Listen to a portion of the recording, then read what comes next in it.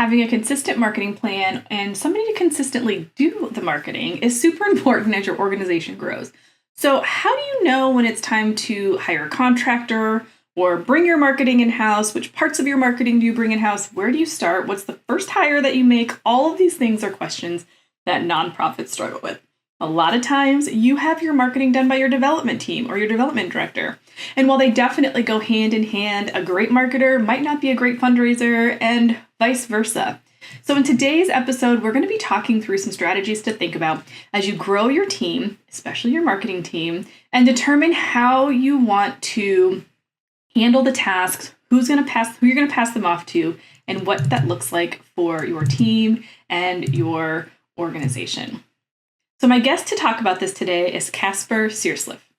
Kasper is not just a marketer, he is a visionary thought leader dedicated to transforming in-house marketing and creative collaboration. Kasper's journey is a testament to his commitment to sharing knowledge and nurturing creativity, not solely for client acquisition, but for the elevation of the entire industry. As the founder of a company that helps brands establish and fortify in-house competencies, Kasper brings a wealth of experience. His extensive background encompasses pivotal roles in respected brand agencies, as well as steering his own startup and overseeing global campaigns for one of the world's largest shipping companies. This multifaceted experience equips him with a unique perspective, allowing him to effortlessly bridge the gap between diverse industry landscapes. Kasper's passion for in-house marketing is palpable, evident in his best-selling book, Moving In-House. So you're going to get some great strategies for how to think about that first contractor that you hire, going all the way through to how do you kind of bring your whole marketing team in-house as you grow and expand. So whether you're just starting with your first hire or trying to expand your marketing team, this episode is going to be great for you. But before we get into it, it is brought to you by Do Good University. This nonprofit membership was created by my dear friend Patrick Kirby, and I am so honored to be able to be a part of it each and every week. We go live every single week to answer all of your burning questions about marketing, about fundraising, about events, grants, capital campaigns, and everything in between. On top of that, you have access to on-demand courses and trainings in grant writing, DEI, fundraising, board management, social media marketing, tons and tons of templates and worksheets to help you with everything. And it's all there for you for just $50 a month. So if you want to jump in and try 2 weeks free, come hang out with us for 2 live Q&As and see how it all works out. You can grab that link at thefirstclick.net/DGU, and that's the letter U. You can also listen to an amazing episode that Patrick and I did together, talking about the power of community and coming together with other people that are doing similar jobs as you so that you can learn from them, learn alongside them, share your wisdom, and really just help all fundraisers elevate to the next level. So again, if you want 2 weeks free, head on over to thefirstclick.net/DGU, grab that link, and I can't wait to see you in an upcoming live Q&A. Let's get into the episode. You're listening to the Digital Marketing Therapy Podcast. I'm your host, Sammy Bedell-Mulhern. Each month, we dive deep into a digital marketing or fundraising strategy that you can implement in your organization. Each week, you'll hear from guest experts, nonprofits, and myself on best practices, tips, and resources to help you raise more money online and reach your organizational goals. Hey friends, please join me in welcoming Kasper Sierslev to the podcast today. Thanks for being here today. Thank you for having me. And you got my name right. I know it's a difficult one. It's like the worst part of podcast episodes. Once we get past the first name introduction, we're good to go. So I'm excited for our conversation today. Yeah, but you got it right. Oh, well, thank you.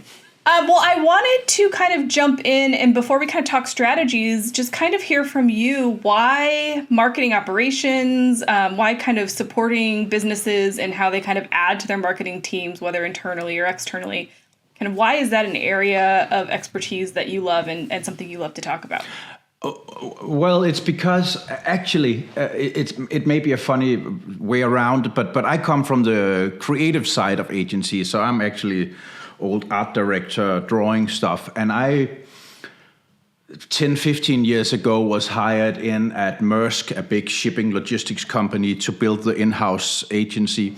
And I kind of found out, a lot of people have found this out before me, that if you don't have, the machinery running, then it's very difficult to have time to do the creative stuff. Then people decide things when you have built the assets, when you have, shot the film, they say, oh, could we do it in blue instead? So that kind of got me into the whole operations, not necessarily because I like it, but just because I saw so many places it was such a waste of time. We were wasting time and money on all the wrong things. So that's kind of, it was out of love for the creative part of things that I actually ended up doing all the boring stuff.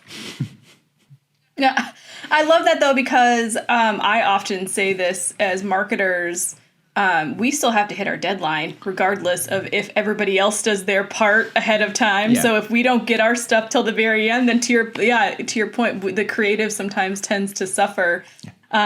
So I love that was kind of your passion, your backstory, because I've definitely felt that too. And it doesn't matter the size of your organization. So you worked for a global organization. There's still not enough people. There's still not enough bodies. There's still not enough marketing people. So kind of, for nonprofits, for small teams, as we're kind of starting to grow and expand, like where's kind of the first place where we start to think of like, okay, we might have some more marketing things that we need to do. We might need to systematize this a little bit more and be more intentional. Yeah. And where do we start with that? So traditionally in-housing and all that started, when you said, I need a graphic designer to do this because I can't wait to hire someone external just to do these things around. So traditionally, that's where it started. Then I would say, just to be historical about it, then in the, coming along social media, that's the next step, because that was something where we needed to do something fast. And then in the last 5 years, we've really see, top level creative people moving in-house. But if you're a small company and you want to start, I would say, the copywriter, especially, it depends on what you're doing, the kind of business you're in. But the more complex, the more you need your own copywriter to understand what you're doing, because there's so much copy. And I would say even with AI, you need someone to be the editor of that. So maybe the digital graphic designer and the copywriter, someone, that would be my small dream team if I was only to build a 2-team setup and scale from that. Yeah. Yeah, well, because I think what's important that you mentioned is, like, even if you're bringing somebody on board to do copywriting or social media or whatever, that storytelling piece, that voice, even using AI, like understanding how you want to present yourself is really important. So I would love maybe if you could share some examples or just some thoughts around, you can bring somebody internally, there's a training process, but if you hire an agency, there's still a training process. And I think we tend to think that if we hire faster through an agency that will get more done faster. And we forget about that training process and the coaching and like that we have to let them get to know us. So kind of maybe what are some pros and cons to both sides of I'm not all in-house. I think my last book was called Win-Win House. So it's actually the best of both worlds. So the pros of in-housing, obviously, if you have a complex product, like when I was at Maersk, understanding global shipping and all the different needs. So car manufacturers had one shipping needs, meat from Australia going, or fish from going to Japan from Alaska, something like that. All these things, it would take ages to onboard an agency, and then as soon as you onboard them, they will shift around. That's my experience. Yeah. Then you would get another team because they were not available for this task and so on. And then you have to start over. So that's really one of the benefits, knowing the bits and pieces. Other things would be in digital, in the digital age, would be, access to the data yourself. So when a copywriter writes something, or a graphic designer, art director does something, actually being able to see, is this working? Are people picking up on it? And then changing it, not waiting, a week to get a report back and calling the agency, could we do something? Because then it's too late. The pitfalls of being in-house is, of course, that, you get the tunnel vision. so Yeah. I mean, I worked at a company where we invented our own words, and we talked so much internally about this target group that we thought it was something everybody was talking about, until, you know, almost having the final campaign ready and say, is this a thing? Is this a thing? So I think if you're bringing people in-house and you're building that in-house team, you need to have that outside-in perspective. They don't have to do everything. You just have, sometimes you can just buy the ideas or the creative thoughts, having them come in and give your ideas and pay for that, and then do the work yourself. Yeah. So that's definitely, keeping up with trends. I mean, it does have a benefit working at an agency, working with multiple clients and understanding and seeing trends in other industries and so on. So I think that's not either or, but both, actually. Yeah. The internal jargon, I think, is a huge point because, especially for nonprofit, well, I guess in any business you're so in the day-to-day of what you're doing that I love that you just said, we thought everybody was talking the same language as we are. Nobody knows that I do the same thing. I'll often forget. I'll just say something like SEO, which feels so normal to me, and I'll always still be shocked when somebody's like, wait, what does that stand for? Yeah. Or like even AI, people are like, well, I don't know AI tools. We don't use it.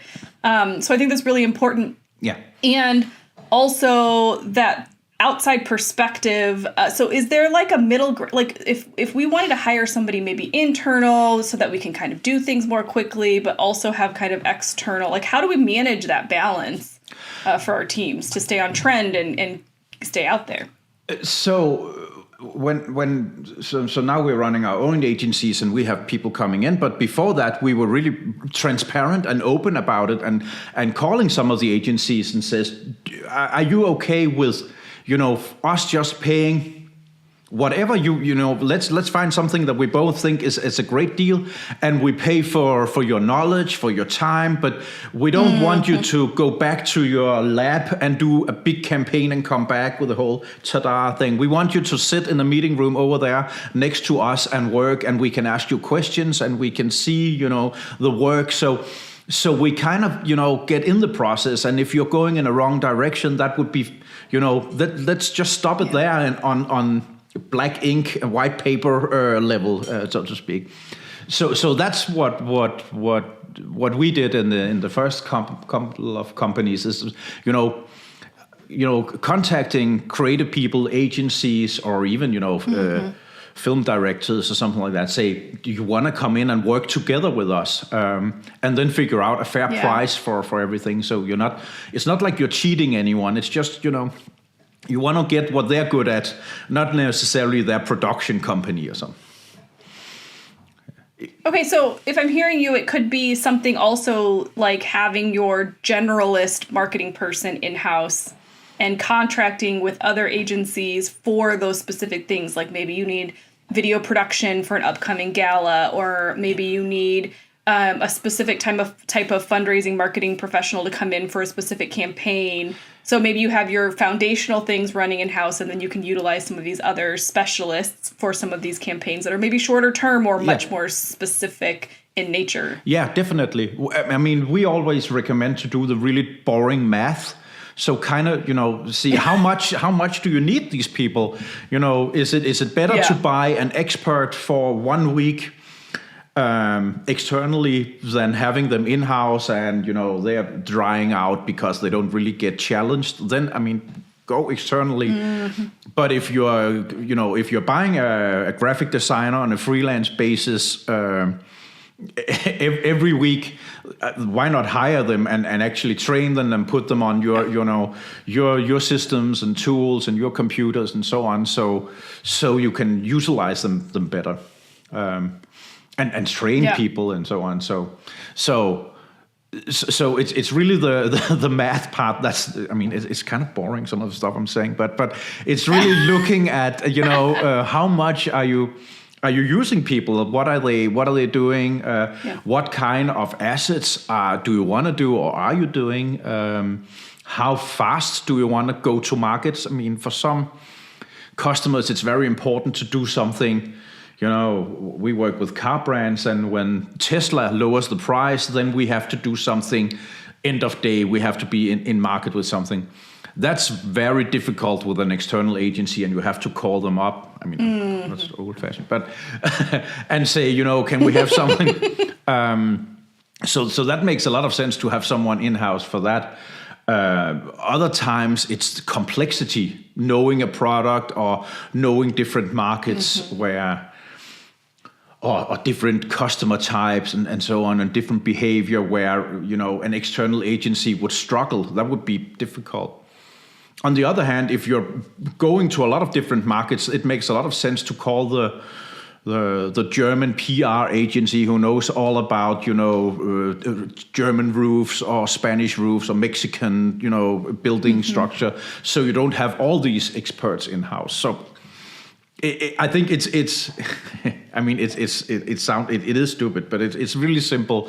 Really looking at what kind of content do we want to do, how fast do we want to do it, and then say, okay, then.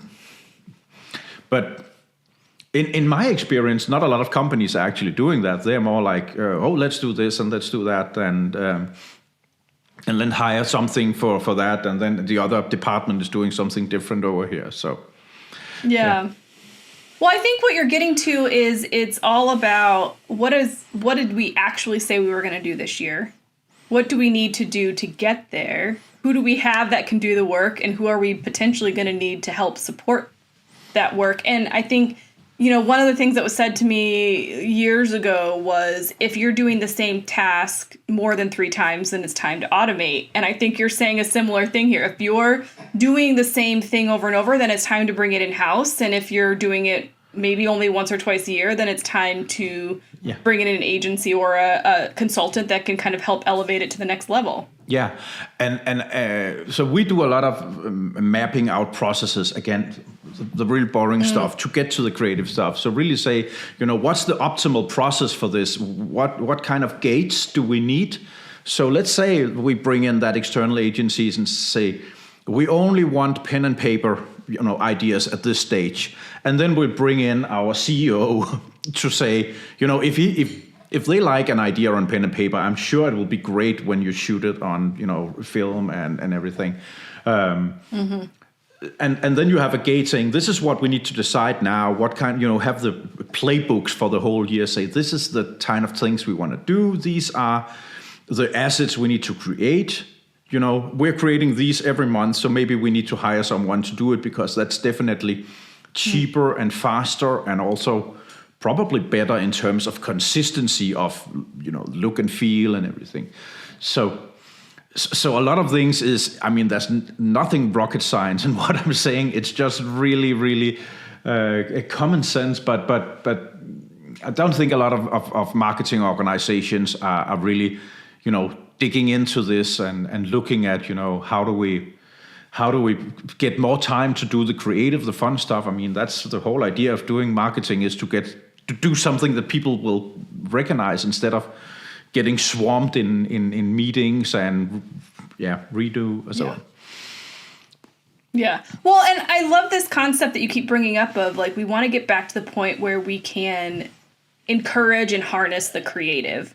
So I agree with you. I think when we get stuck in the mundane, when we you know, you keep saying the process is boring, but if we don't have the process, then we don't open up the brain space to be able to allow for the creative to happen. We don't have the time frame for the creative to happen. We're just like, you know, now all of a sudden we're just trying to execute our email newsletter, and we're just trying to get something out for the sake of getting it out, versus we're thinking about how this fits into the bigger picture and how we're going to drive people through our process and continue to encourage them to buy or repeat buy or donate or whatever.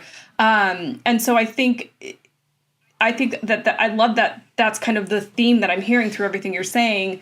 But it can feel, I think, maybe a little overwhelming to people to think, okay, well, now I have to have an internal marketing person and maybe have some external, and that's a lot to manage. So how do we kind of start to think about the types of people we might want to hire? Like what skills or questions? And this is a very loaded, vague question. No, but I really like it because I think it kind of goes back to having the yearly plan. Which is basically basic marketing, saying what do we want to do? Maybe even having like an ambition to be thought leaders or being in this field and say, okay, these are the events we want to do this year. This is the supporting activities we want to do. We want to do podcasts. We want to do blog posts, and don't spread yourself too thin. Pick out a few things that you can actually manage and say, and then start looking at how last time we did a podcast, how much time did we actually spend on preparing, editing, doing the interview, and so on. Yeah, that took a lot, Could we do something, could we have a plan for it next time so it's not something that comes up? Yeah, we could probably do that. Could we use the content in different ways? So it doesn't take that much time. It's I would say a week or 2 weeks efficiently in January, February, where we are now, to map this out for the whole year and do these points, and then say, okay, how much time and effort do we need for this? How can we reuse the content, or can we use it in another way? And of course, then pick out also something fun, so we're not getting swamped. And what I experience is also try to produce, not sitting and waiting, but producing. If you're doing newsletters, I mean, you probably know what you're going to do next week and next week again. So a lot of it you could actually produce 3 or 4 newsletters in a bulk. It's much easier once you're in that role to do the next one and so on. So I mean that's what I've seen a lot of social media teams. Every day they come in and say, "Oh, what should we do now?" Instead of producing. Yes. Yeah. No, 100%. Well, and you mentioned we're recording this in February. This episode doesn't go live until April. Oh. And so that's a very prime example of we are fully batching content ahead of time so that we give ourselves the space to do what you just said, right? Yeah. So those systems become even more important.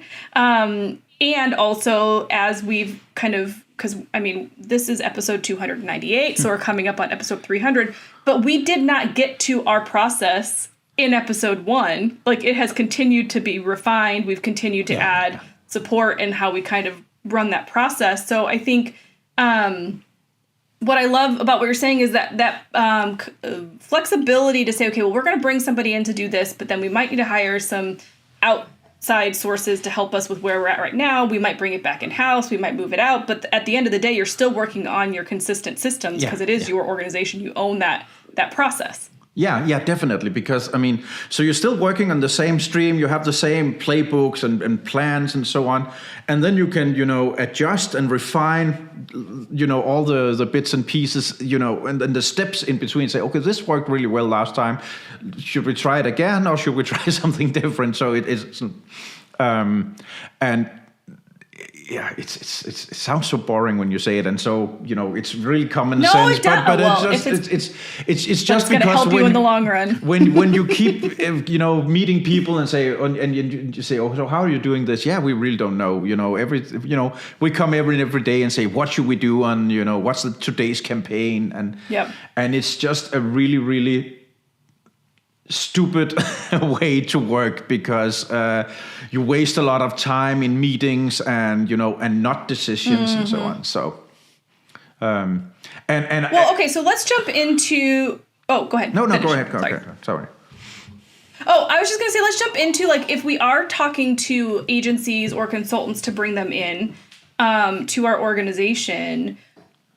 They're going to also come in with their own processes and systems and ways that they work, strategies that they have. So as we're kind of interviewing people, what types of questions can we ask, or how can we engage with them to make sure that we're the right fit to work with each other? Because that's sometimes really hard. It doesn't, the work that they do is one thing, the results that they give you, but you still need to find partners that you can work together with synergistically. I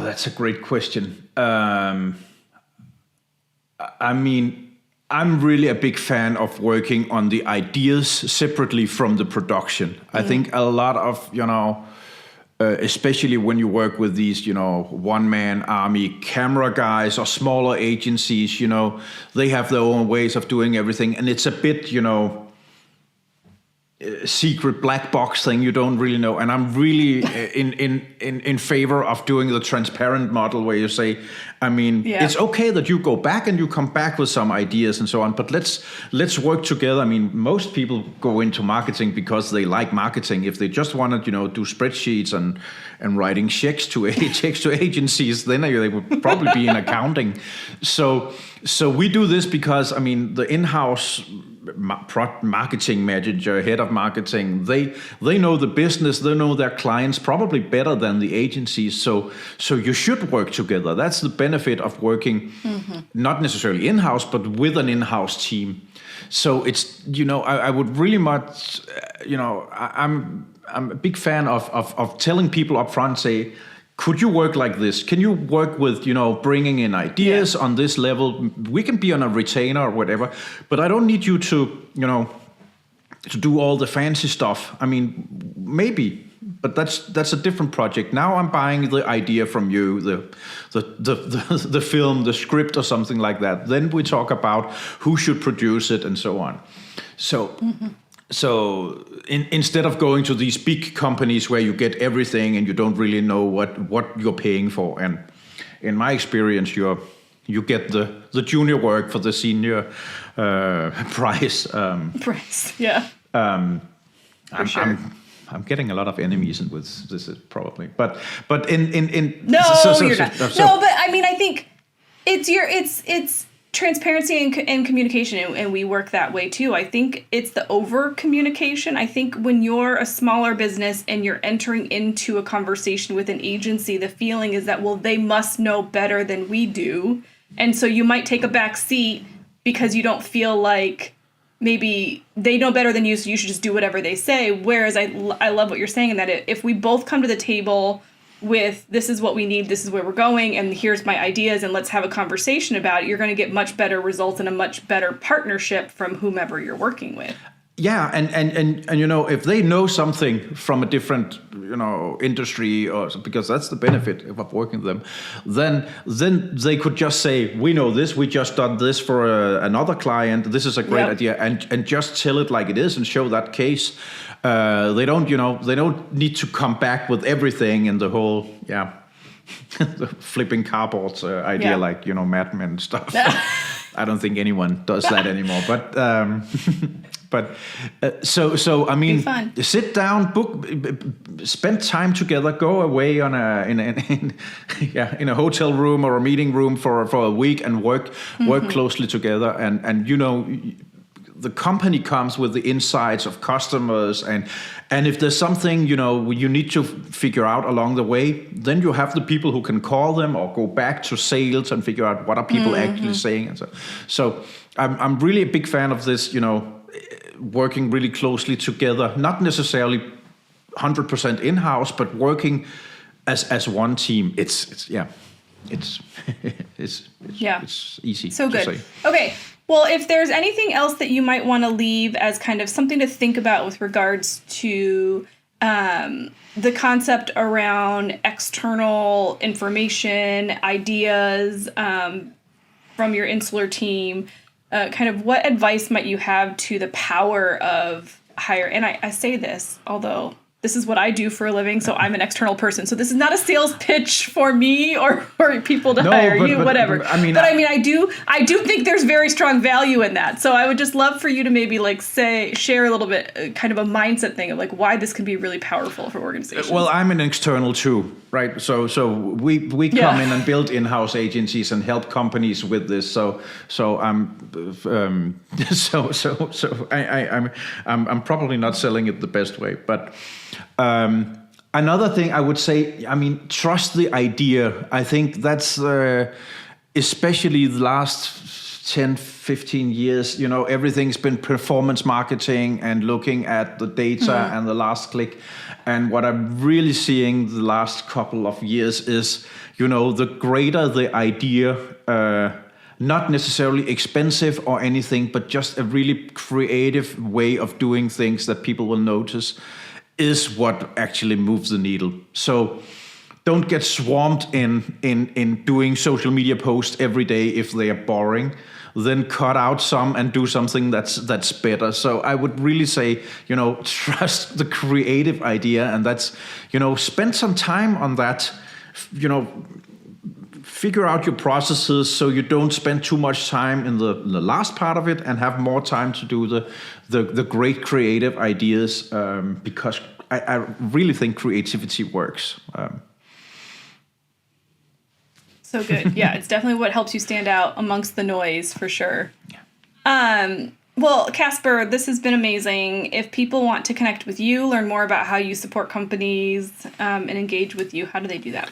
Well, our company is called Site.agency, so I can leave a note. Or they could, every year we publish a report called the In-House Barometer, where we survey 1,000 people, I think, around the world about in-housing trends, what to do, what not to do, the biggest issues with in-house agencies, and of course also some benefits.